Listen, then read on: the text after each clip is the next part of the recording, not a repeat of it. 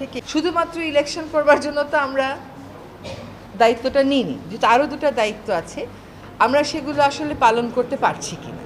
কারণ আমরা দায়িত্ব নেওয়ার পর থেকে যার যত রকম দাবি আছে সব দাবি নিয়ে তারা রাস্তায় বসে যাচ্ছে, রাস্তা আটকে দিচ্ছে, একদম ঢাকা শহর অচল হয়ে পড়ছে। সেই অচল অবস্থা নিরসনে আমরা কিছু করতে পারছি কিনা, তো এইগুলো আলোচনা করে যেটা আমরা চিন্তা করলাম যে আমাদের এই দায়িত্বটা কিন্তু জাতীয় দায়িত্ব, এবং আমরা তো আগে থেকেই বলছি যে আমরা ক্ষমতা নেইনি, দায়িত্বে আছি। এই দায়িত্বটা পালন করা তখনই আমাদের পক্ষে সম্ভব হবে যখন আমরা সকলের সহযোগিতা পাবো। হচ্ছে আমাদের এই বড় দাগের 3টা দায়িত্ব পালন করার জন্য এই প্রতিবন্ধকতাগুলোকে আমরা কিভাবে মোকাবেলা করব, আদৌ মোকাবেলা করতে পারবো কিনা, যদি মোকাবেলা করতে পারি কিভাবে করব, যদি মোকাবেলা করতে না পারি তাহলে আমাদের কি করণীয় হবে, আমরা সকলে মিলে এটা চিন্তা করছি।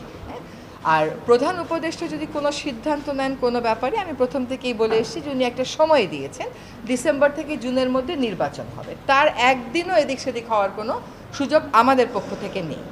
কাজে এইগুলো নিয়ে অন্য ধরনের কোনো কথা বলারও কোনো সুযোগ হওয়া উচিত ছিল না, কারণ বারবারই বলা হচ্ছে যে একটা সময়সীমা দিয়ে দেওয়া হয়েছে।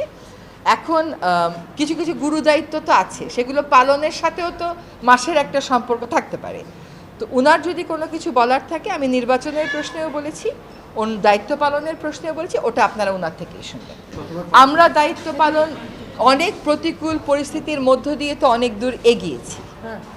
আমরা রিফর্ম কমিশনগুলো তাদের রিপোর্ট দিয়েছে, সেই রিপোর্টের উপরে রাজনৈতিক ঐক্য গড়ার প্রক্রিয়াটা শুরু হয়েছে, সকল রাজনৈতিক দল সেখানে পার্টিসিপেট করছে। এটা কি পারা না? এটা তো পারা। আমরা একটা নির্বাচনের সময়সীমা বলে দিয়েছি যে ডিসেম্বর থেকে জুনের মধ্যে অবশ্যই হবে, সেটাও একটা পারা।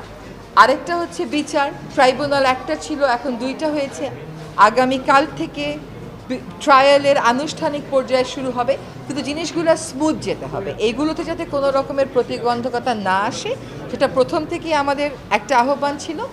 এখন এই কাজগুলো আমরা সঠিক প্রক্রিয়াতে শেষ করতে চাই।